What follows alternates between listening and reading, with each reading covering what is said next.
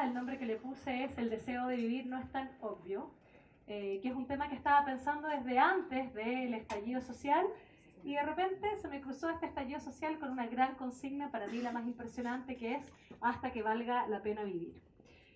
Voy a comenzar con el rector. ¿Saben de qué no estoy hablando, no? El rector, ¿cierto? Se metió en mi área y habló de las pulsiones, dijo que esta era una cosa pulsional, en fin. Bueno, obviamente que una revolución tiene pulsiones, Eros y Tánatos siempre están presentes, pero usó mal el concepto porque quiso decir algo así como que existía algo así como la racionalidad pura y algo que son las pulsiones, que sería pura irracionalidad y locura, y una gente tirando piedras y una gente enojada, quién sabe por qué, ¿no? Bueno, las pulsiones no tienen que ver con eso. El gran descubrimiento freudiano es que el cuerpo humano, o cómo nos relacionamos al cuerpo, no tiene mucho que ver con la biología, sino que tiene que ver con las pulsiones. Las pulsiones cruzan todo lo que hacemos, no solamente la revolución, ¿no? Piensen en su cuerpo, piensen en su cuerpo. ¿Para qué sirve una boca? ¿Para qué sirve la boca? No, eso es mentira. ¿Para qué sirve una boca? Los que fuman, por ejemplo, los que comen chicles, los que mascan los lápices como yo. ¿Para qué sirve una boca? Para un montón de cosas. Seguramente si le pregunto a cada uno de ustedes, sirve para distintas cosas. ¿Para qué sirve un zapato? Pregúntenle a un fetichista para qué sirve un zapato. Seguramente no les va a decir lo mismo que un zapatero, ¿no? ¿Para qué sirve el alcohol? Obviamente no sirve solamente para desinfectar. Comer incluso. Piensen ustedes, comer que pareciera ser una necesidad básica. Es una necesidad básica, por cierto. Pero se han fijado que uno nunca come lo justo. Uno come de más o de menos. Hay gente que paga dinero por ir donde alguien para que te diga cuánto comer. Raro eso igual. Entonces, ¿cuál fue finalmente el descubrimiento freudiano? Que el cuerpo humano es loco en cierto sentido, porque está cruzado por las pulsiones y por el deseo. Es decir, la necesidad que sería comer, simplemente comer para sobrevivir, ¿cierto? Está pervertida en algo que se llama el deseo. Por eso uno nunca come lo justo. Sabemos cuánto hay que comer. O nos complica comer, no sé, a unos más, a otros menos, o la boca, el pie, lo que sea, ¿no? Las pulsiones están en todo. ¿Por qué me doy esta vuelta? Simplemente para decir que en la razón pura, también está la pulsión de por medio. Es decir, Chesterton, un escritor, decía que en la locura, digamos, falta todo salvo la razón. El loco siempre cree que tiene la razón. ¿Me explico? Lo mismo pasa en la moral. La moral también tiene una locura. Entonces, si pensamos, por ejemplo, los días antes del estallido social, ¿cierto? Los cabros saltando al metro, no pagando el metro, no queremos los 30 pesos, los 30 pesos. ¿Y qué decía insistentemente el gobierno? Es que el panel de expertos dice que, es que el panel de expertos, nunca supimos que no era el panel de expertos, por cierto, pero el panel de expertos como si fuera el símbolo de esta razón pura. O sea, nada puede contradecir el cálculo de un panel de expertos. Entonces, la pregunta es, ¿por qué de repente esa locura, si ustedes quieren? Porque no debiera ser al revés, que el panel de expertos, ¿no están para eso los técnicos? Finalmente para resolver problemas.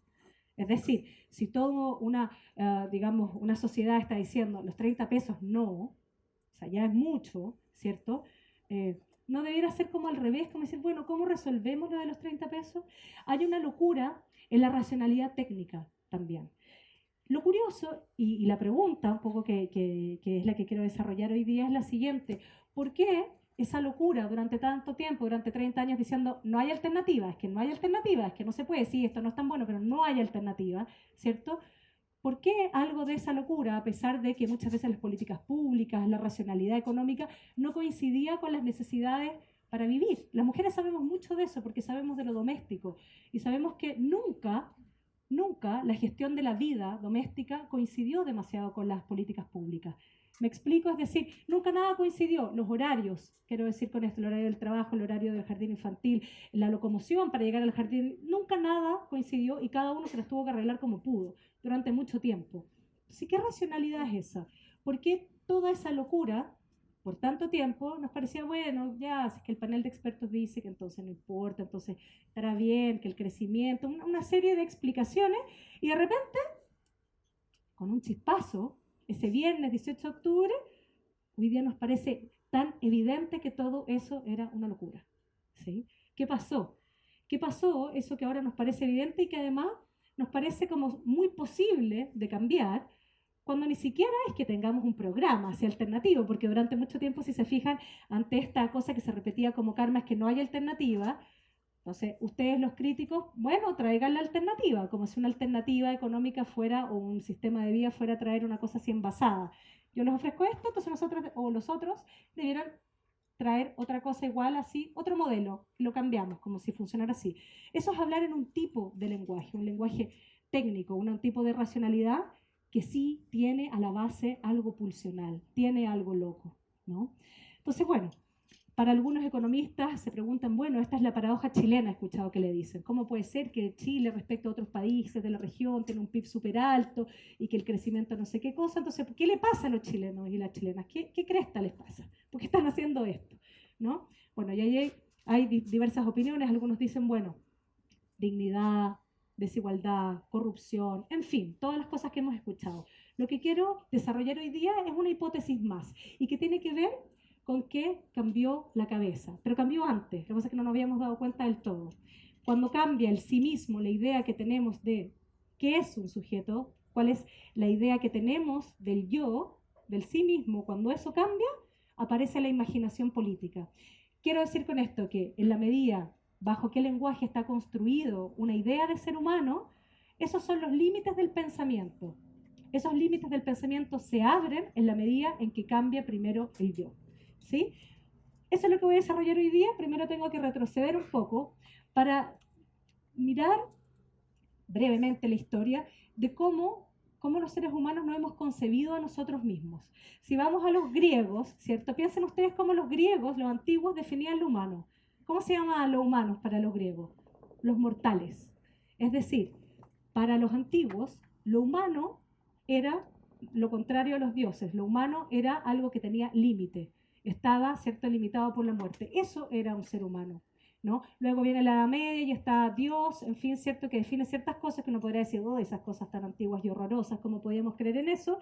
Sin embargo, desde el punto de vista de la subjetividad, hay un gesto de humildad en eso, en el sentido de decir, no somos el centro de esta cosa, digamos. Hay algo de lo humano, ¿sí?, que no depende del yo, que es más grande que yo, precisamente, y eso nos ponía en conexión con el mundo, de alguna manera. Para los antiguos, piensen ustedes, igual que para las religiones, el mal y el bien eran tramitados en los mitos, en las religiones, estaban incluidos de alguna manera, ¿cierto? ¿Qué pasa con la ilustración? La ilustración dice, no, esta cosa de los dioses caprichosos, no más. Aparece, ¿cierto?, el auge de la ciencia y viene la idea de que el ser humano puede controlar el mundo. Esta cosa de los dioses caprichosos, ¿cierto?, que nos mandan ciertos males, el destino, en fin. No, no, no, no, no. El ser humano es el que va entonces a poder controlar su mundo. Hay una filósofa que se llama Susan Neiman y que dice lo siguiente, bueno, algo salió muy mal en la ilustración y es lo siguiente, es que el año 1755, el desastre de Lisboa, donde hubo un maremoto, un terremoto y un gran incendio, ¿sí?, quedó la escoba. En ese momento, ¿no?, de la ilustración se separa de alguna forma las leyes de la naturaleza que parecen como no controlables, y se por allá. Los dioses caprichosos son la naturaleza en ese momento, pero existe, ¿cierto?, la naturaleza humana, y esa sí que la vamos a controlar, ¿no? De esa sí que vamos a saber. ¿Y qué dice Susan Neiman? Bueno, Auschwitz fue la que vino a demostrar que así como el desastre de Lisboa demostró que había una distancia entre lo humano y la naturaleza, algo que no superaba, Auschwitz vino a demostrar lo mismo. Esa misma distancia del ser humano con la naturaleza era la misma distancia entre los seres humanos y los seres humanos. Quiero decir con esto que hay algo efectivamente pulsional, hay algo en la racionalidad, porque no hubo nada más racional que los programas, estos grandes programas totalitarios del siglo XX, que fueron pura locura, ¿sí? Entonces, algo salió mal en ese sentido de ese proyecto. ¿Y qué dice el siglo XXI? Ahora sí que sí. Lo que pasa es que ahora sí tenemos las herramientas técnicas que por fin nos van a ayudar a controlar toda esta cuestión. Entonces aparece, bueno, Dicen que se caerán todos los metarrelatos, pero yo diría que el gran metarrelato hoy día es la inteligencia artificial, el algoritmo. Humanos estúpidos, no se preocupen, ya han hecho demasiado desastre, el algoritmo va a resolver esto mejor que todos ustedes, así que descansen en eso, ¿no? Ahora la ciencia, el panel de expertos sabe más que ustedes. Entonces, ¿qué pasa? Por ejemplo, yo trabajo haciendo clínica, ¿no? Entonces, pasa que muchas veces las personas llegan diciendo unas categorías como, bueno, no, que yo soy un bipolar tipo 3, estoy inventando cualquier cosa. Ya, y que estoy desenchufado y que estoy desconectado y que estoy entonces, tengo un burnout, se dice ahora esto cuando uno está como estresado, ¿no? En el trabajo, la pregunta es, bueno, ¿quién hay ahí? ¿Un ser humano o un electrodoméstico? De verdad lo digo. ¿Cuál es la subjetividad hoy día que genera el lenguaje de la racionalidad técnica? Esto es muy importante, porque finalmente nos relacionamos a nosotros mismos también de acuerdo a los paradigmas que se instalan de qué es lo humano, de ese sí mismo. Hoy día yo diría que hay dos cosas. Por una parte, me parece que está este lenguaje, ¿cierto? Y que el neoliberalismo lo toma muy bien. El neoliberalismo es más que un modelo económico, es un gobierno de las conductas, es decir, que tiene un lenguaje respecto, que es el lenguaje del management, de cómo tenemos que relacionarnos al mundo, a nosotros mismos, al cuerpo, donde todo tiene que ser maximizado. ¿Se entiende? Uno tiene que finalmente, sí, sí, tenemos que cuidar nuestro cuerpo porque hoy día tenemos las herramientas para cuidar nuestro cuerpo. Si nos morimos de una enfermedad por no cuidarnos, somos unos idiotas, ¿se entiende? Tenemos que rentabilizar lo que somos, nuestras vidas, nuestro trabajo, el tiempo, o sea, esta promesa técnica de que entonces íbamos a tener más tiempo en la medida que la tecnología nos brindara ciertas herramientas. ¿Alguien de acá tiene tiempo? Se nos acabó el tiempo igual, o sea, algo pasó con la racionalidad del tiempo también, que nos quedamos como descolgados del tiempo. El cuerpo no cabe en el tiempo. Entonces, hay un modelo que finalmente yo diría a estas alturas que es una civilización, que es un lenguaje, ¿no?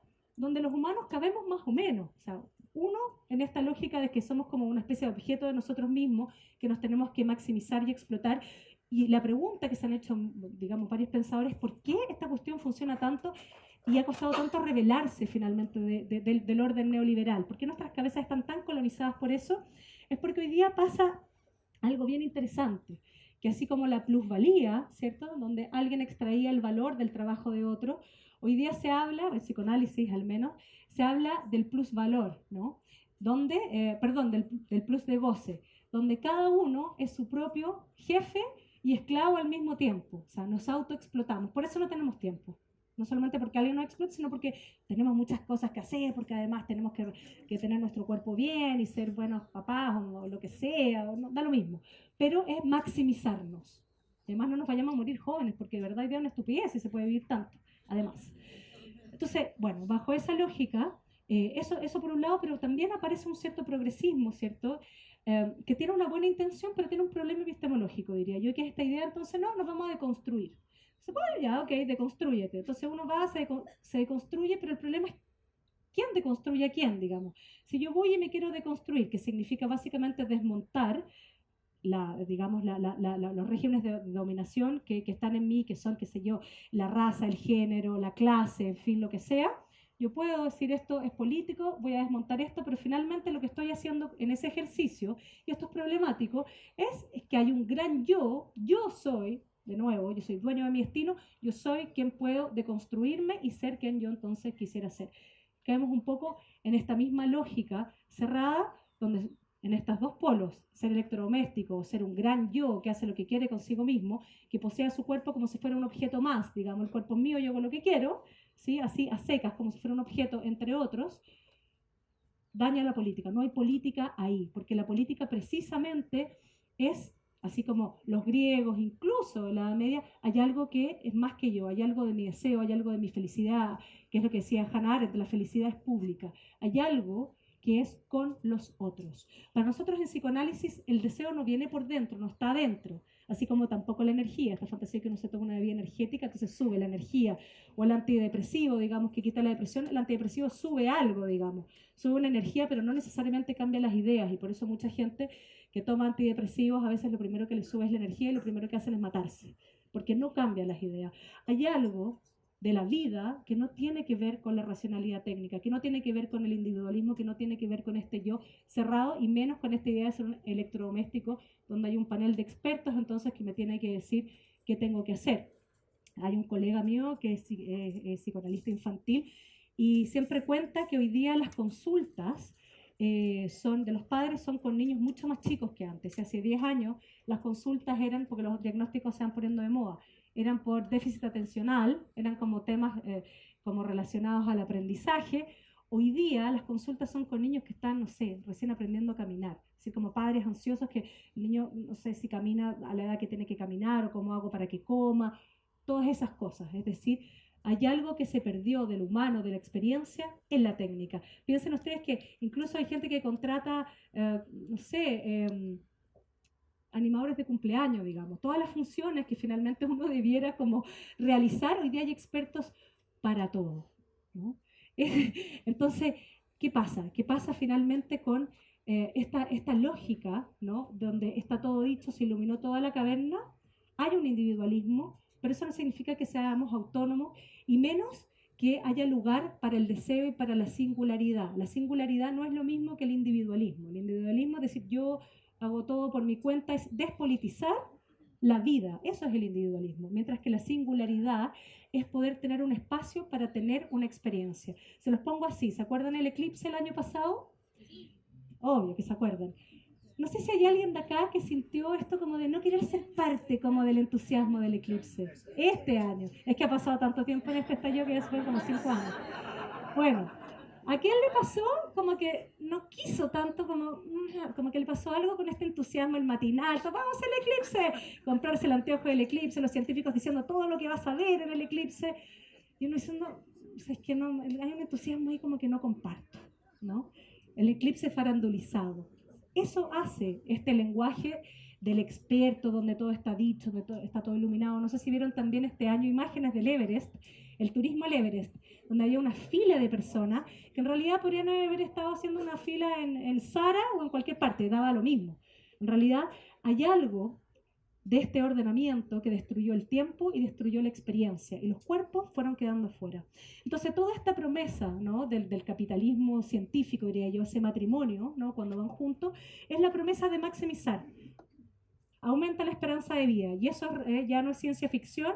El científico que vino acá anoche, Claudio Hertz, que contaba precisamente que de aquí a 7 años más van a haber pastillas para vivir más, de verdad, eso ya viene. Obviamente para algunos, supongo, no creo que para todos. Pero, no sé qué vamos a hacer cuando los más ricos vean harto más que los otros, y hay otro problema, pero eso va a ser verdad. Pero ¿qué pasó con toda esta maravilla? Se nos acabó el tiempo, aumenta la esperanza de vida, ¿y qué pasó? No sé, al menos este año estuvimos todo el año hablando de la crisis de salud mental. A la gente le dio por tirarse al metro y por tirarse al Costanera Center. Bueno, ¿por qué? ¿Es esa la paradoja chilena entonces? ¿Qué pasó? Digamos, ¿qué pasa con, por qué, cierto, bajo este lenguaje el suicidio ha existido siempre? Y que como poco como cada época define lo que es un suicidio, habla también de su propia época. Los antiguos, para los romanos el suicidio era un acto de honor, no, para la Edad Media era un pecado. Y hoy día, ¿qué es un suicidio? Una enfermedad. ¿Se entiende? O sea, tampoco hay lugar ni siquiera para locura, ni siquiera para una decisión, ni siquiera para que alguien pueda decir qué cresta le pasa. O por poder tener el espacio de pensar cuál es su locura o qué cresta le pasa. Entonces, cuando estamos definidos simplemente todo lo que no se maximiza, ser gordo, querer suicidarse o lo que sea, es desviación, es un problema, hay que atenderse, hacer algo, no hay espacio para otra cosa. Entonces, lo que pasa ahí es que el malestar se va homogenizando. Somos individualistas, pero en el clúster tiene unos puros iguales. Y eso es muy asfixiante. Si lo ven desde este punto de vista, hay muchas razones para saltar, si me preguntan. Ahora bien, ¿qué pasó entonces? Que de repente aparece este estallido social, no con cualquier consigna, no con vamos con este otro modelo económico o no sé qué, porque cada uno está igual con sus consignas ahí, que es como, no sé, unos quieren no más FP, otros salven a los perros, de no sé, un montón de cosas, cada uno con sus consignas, pero todos juntos. Empezamos a hablar de pueblo de nuevo, apareció la idea de que por fin como que, no era depresión esta cosa, se politizó el malestar y apareció esta consigna preciosa que es hasta que valga la pena vivir. Algo pasaba, ¿no? En este ordenamiento, que entonces, porque hay unas cosas que pasan hace mucho tiempo, ¿por qué ahora? Y con esto termino, que esto es lo que quería tratar de responder, al menos es una hipótesis, junto a otras seguramente, y que es que primero cambia la cabeza y luego la imaginación política, como les decía al comienzo. Y me parece que ocurrió algo así. Si piensan desde que ganó Donald Trump, desde el Brexit, desde Bolsonaro, ¿no? Donde una gente empezó a votar como si fuera por unos locos, digamos, y pegándose un tiro en el pie, porque alguna gente votó incluso en contra de sí misma, cosas que no les convenían, ¿no? Brexit es un claro ejemplo. ¿Por qué? Lo que se dijo, lo que dijeron muchos teóricos, dijeron, no, es que la izquierda abandonó, en la izquierda progresista que abandonó las causas materiales, el problema del trabajo, los salarios, en fin, todo eso, y se fue a algo que se le denominó peyorativamente las políticas de identidad, es decir, las causas de las minorías. Ustedes quisieron salvar a los perritos, las feministas quisieron no sé qué, las etnias otra cosa, y se olvidaron de las causas comunes, si ustedes quieren. Ahora, ¿qué pasó ahí? Las ultraderechas, entonces, esto lo dicen algunos teóricos, digamos, las ultraderechas pudieron entonces capitalizar el malestar popular, entonces dijeron, nosotros sí atendemos esas causas. Me parece que en cierta parte sí les resultó. Pero pasó otra cosa más, porque las cosas no se pueden calcular del todo, ¿no? Las cosas tienen distintos efectos. Me parece que precisamente lo que hicieron estas reivindicaciones de las minorías y el feminismo, especialmente el año pasado, muy fuertemente, fue cuestionar el sí mismo.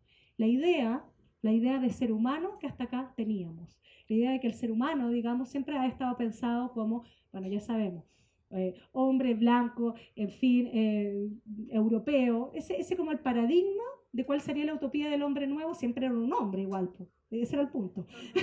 Entonces, ¿qué pasó? Cuestionar el sí mismo, efectivamente, quizás no de manera calculada, porque yo creo que igual hay harto de narcisismo en esas causas, debo decirlo, a pesar de que las comparto, hay militancias muy narcisistas, yo creo que corrieron una línea y quebraron una idea de sí mismo. Y me parece que eso estaba ahí y eso permitió que de repente algo pasara y dijéramos, ese es el poder del impoder. Eso que se ha llamado hasta ahora lo deseable, como por ejemplo lo que tienen los ricos, el ideal de belleza de un cierto sector que es bastante homogéneo, se quebró, se quebró. Ya no nos interesa, ya no esta cosa, se han fijado que siempre es como, no, es que los envidiosos, el resentimiento, que no sé qué. No quiero lo que tú tienes, no me interesa tu imaginario. Hay otros imaginarios. Me parece que eso es lo que hoy día está en la calle. Gracias.